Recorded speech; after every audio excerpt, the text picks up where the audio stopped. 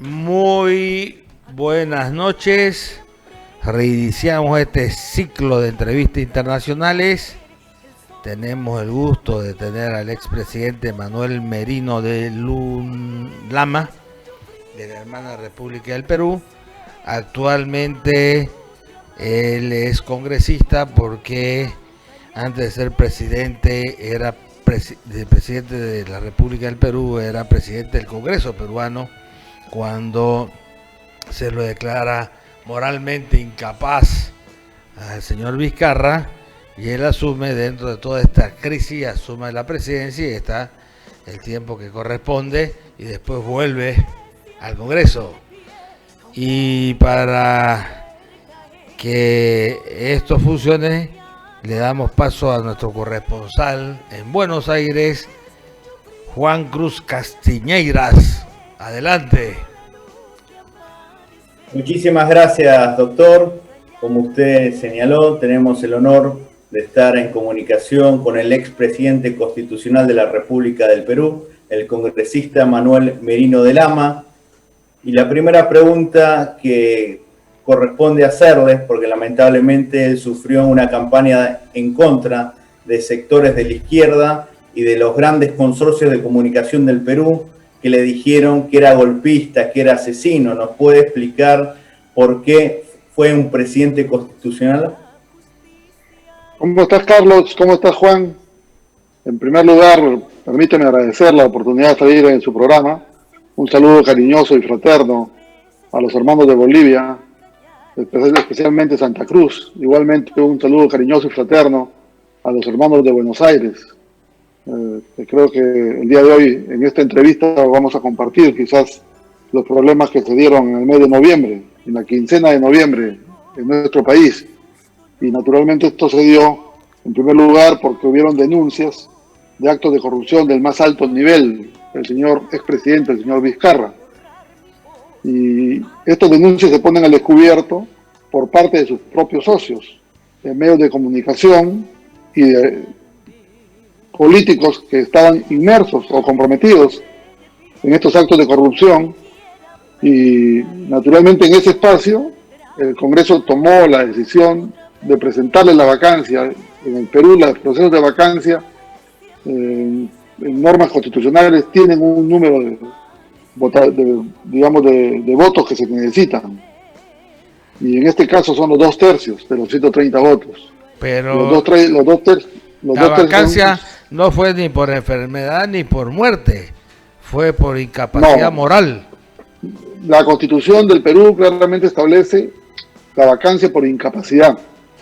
Incapacidad moral, incapacidad mental, en este caso era incapacidad moral. Y esa norma establece tener 87 votos de los 130 votos. Y en este proceso de vacancia se consiguieron, o se votaron en este caso, 105 parlamentarios de los 130. O sea, ya no subieron 2/3, tuvieron casi 4/5.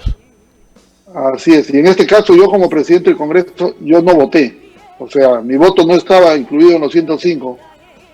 Y de acuerdo a nuestra Constitución, le corresponde al presidente del Congreso asumir la presidencia de la República. Y fueron los hechos que sucedieron. Yo asumí la presidencia de la República, pero como, dicho sea de paso, tenemos un problema de los progresistas, de los socialistas, que han venido de una u otra manera disfrazados en varios gobiernos constitucionales del Perú. Desde el año 2000, ellos se embarcan conjuntamente con Alejandro Toledo, luego se embarcan con el propio Alan García y luego se embarcan con el propio Ollanta Humala, y posteriormente se han sumado a Pedro Pablo Kuczynski, que en este caso era el señor Vizcarra. Oiga, congresista, pero tanto Pedro Pablo Kuczynski como Ollanta Humala, como los otros que llamó usted Toledo, el mismo Alan García. Alan García no está en la cárcel porque se suicidó, y todos los otros que usted ha nombrado están en este momento o han estado presos. Pareciera que es muy, muy duro ser presidente del Perú, ¿no?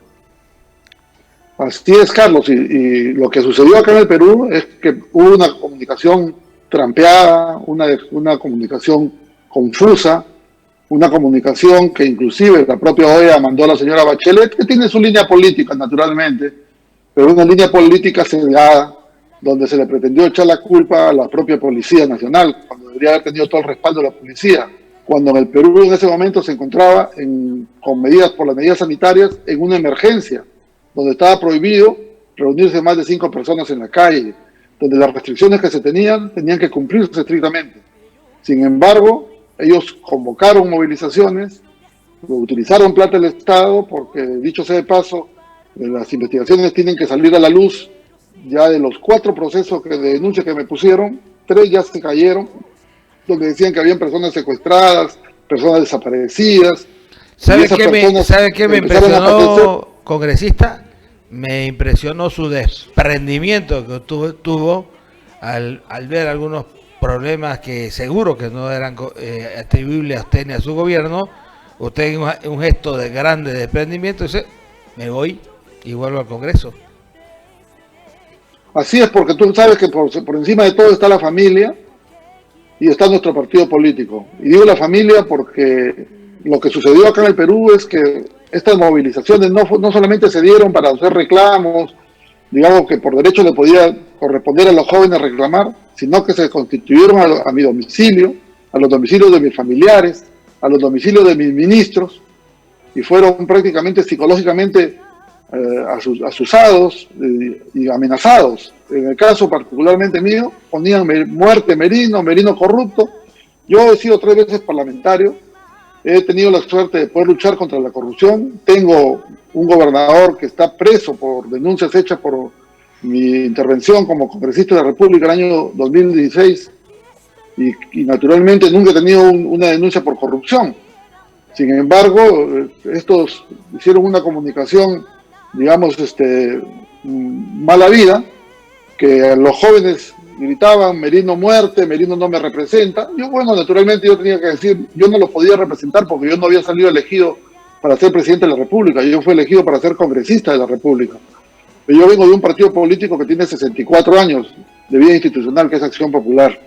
Un partido político que ha tenido 3 mandatos presidenciales y conmigo el 4º mandato presidencial. Me refiero a Fernando Belaúnde Terry, a Valentín Paniagua y en el caso particular mío. Yo tengo 40 años de vigencia como miembro de este partido político que es Acción Popular. Y en ese sentido, digamos, las alturas no nos marean.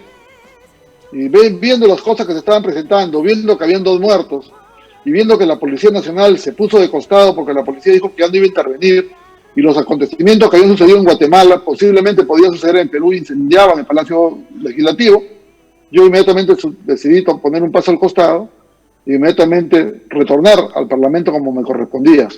Pero ahí están las circunstancias, posterior a los hechos que sucedieron con Manuel Merino, donde la propia fiscal de la Nación me pone una denuncia, haciéndome responsable de las 2 muertes, cuando en realidad las normas claramente establecidas en el Perú, el mandato lo tiene la Policía Nacional y el responsable político es el ministro, mandó el presidente de la República.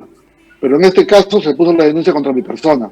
Esos actos de investigación tienen que caerse, pero lo más complicado es que no están tratando de dilatarlo, están tratando de declararlo complejo para seguir investigaciones posteriores a más de 8 meses, y yo creo que eso no hay que permitirlo. Eso tenemos que levantar la voz ante los organismos internacionales, tener la oportunidad de salir en medios como el de ustedes, para que la población de Sudamérica sepa lo que está pasando en el Perú y los hechos que estamos viviendo el día de hoy, donde se están declarando, digamos, actos de emergencia, de cuarentena, de confinamiento, y la población ya no está obedeciendo el confinamiento porque la crisis económica que tenemos en el Perú, la falta de trabajo, la crisis sanitaria es realmente grave, está desbordada, y lamentablemente el gobierno no está demostrando capacidades de respuesta y mantiene todavía en el mando a la encargada de salud, que es una funcionaria que viene del gobierno pasado, y a la funcionaria del Ministerio de Salud, que también es una ministra que viene del gobierno pasado, que es parte del inicio del fracaso de esta pandemia, que no la sabía manejar el Estado, y que nos ha hecho fracasar económicamente y nos ha hecho fracasar médicamente, digamos, porque la pandemia no la hemos controlado. Y esta segunda ola, donde los responsables son desde la marcha que le hicieron al mandato del señor Merino, y luego los demás acontecimientos que se han dado, son los que han originado que esta ola es muy superior al anterior y pone en serio peligro la salud y la vida de todos los peruanos. Así es, expresidente, congresista, expresidente del Congreso. Usted, obviamente que no hay duda alguna sobre su desprendimiento al renunciar tan rápidamente, pero volviendo a temas que nos interesan, ¿cómo ve las relaciones con Bolivia? Se recuerda la Confederación Perú-Boliviana, se recuerda del Boliviamar, el Puerto Guilo. ¿Cómo ve toda esa relación del hermano país del Perú con nosotros los bolivianos? Bueno, yo creo que esta pandemia, un poco de esa relación que deberíamos hacerla mucho más nutrida, mucho más cercana, un poco nos ha alejado. Y yo creo que hay que fortalecerla, porque yo creo que los países sudamericanos que estamos en vía de desarrollo tenemos que estar juntos, porque tenemos que buscar fortalecernos para poder salir de la crisis que tenemos y poder sacar adelante a nuestros pueblos que por su naturaleza son pueblos que vienen digamos, de abajo, que se han venido realizando con gran esfuerzo. Creo que a ellos hay que darles todo el soporte y tenemos que poner todo el esfuerzo, los que estamos en política y la ciudadanía en general, para poder fortalecer esos lazos de amistad que nos unen tanto a Bolivia, Argentina, Ecuador, que creo que son países vecinos que necesitamos estar unidos para podernos fortalecer frente a los acontecimientos de los hechos que están sucediendo. ¿Y qué recuerdo le deja la Confederación Perú-Boliviana, que es parte de nuestra historia, cuando se llevó a cabo esta acción que buscaba una confederación entre estos dos países?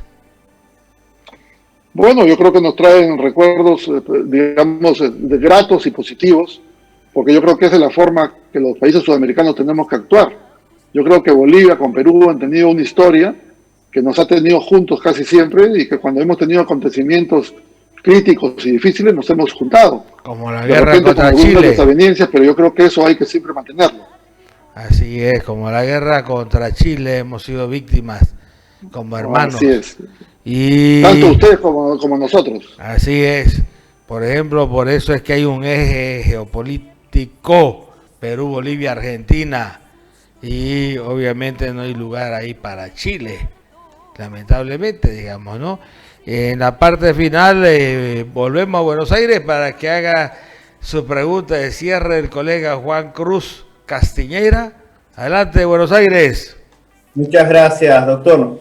Más que una pregunta es recordar el aprecio que tiene el expresidente Manuel Merino de Lama hacia el Perú. Lamentablemente, la congresista fujimorista Marta Chávez hacia Bolivia, un funcionario diciendo que por los rasgos andinos debería ir a Bolivia y no a la OEA. Y tú, como presidente del Congreso, pediste las disculpas públicas al pueblo boliviano. Así que es muy importante que los bolivianos sepan que Manuel Merino es un amigo nuestro. Muchas gracias, Manuel. Muchas gracias. Sí, bueno, un saludo cariñoso, fraterno. Yo desde ya también agradecer la oportunidad de esta entrevista. Yo creo que tenemos que seguir hermanados, tenemos que seguir trabajando. Yo acabo de estar recientemente en Estados Unidos para ver de qué manera, como expresidente de la República, poder llevar algunos apoyos, especialmente a los pueblos más necesitados, porque la cooperación internacional, si bien en el caso de Perú se ha reducido porque era un país que estaba en vías de desarrollo, lamentablemente los hechos que se han sucedido en estos últimos tiempos nos han hecho nuevamente quebrar la economía, y el Perú está pasando una crisis económica y una crisis sanitaria. Perdón. Y dentro de esa crisis económica y sanitaria también estamos pasando en crisis de falta de trabajo. Perdón, congresista, exponiendo en las calles. Lo corté a Juan Cruz, al corresponsal en Buenos Aires, cuando estaba relatando el amor y la solidaridad que tuvo Manuel Merino de Lama con el pueblo boliviano. Adelante, Juan Cruz. No terminamos de escuchar esa pregunta. Así es. Es importante recalcar que Manuel considera al Bolivia un país hermano del Perú, como debe serlo. Así que es muy importante este gesto y esta nobleza de tu parte en pedir disculpas como presidente del Congreso al pueblo boliviano por estos dichos de esta congresista. Muchas gracias, congresista, expresidente. Muchas gracias, Juan Cruz, y hasta siempre. Bien, Carlos, igual Juan, un abrazo, que Dios me los bendiga y estaremos siempre ahí, ponernos en contacto para poder salir. Un saludo y un cariño y ojalá que ustedes los bolivianos salgan de estos problemas de lluvias, que son los fenómenos climáticos que lamentablemente también nos golpean y a veces nos hace perder vidas. Un abrazo, que Dios me los bendiga. Muchas gracias. Hasta siempre.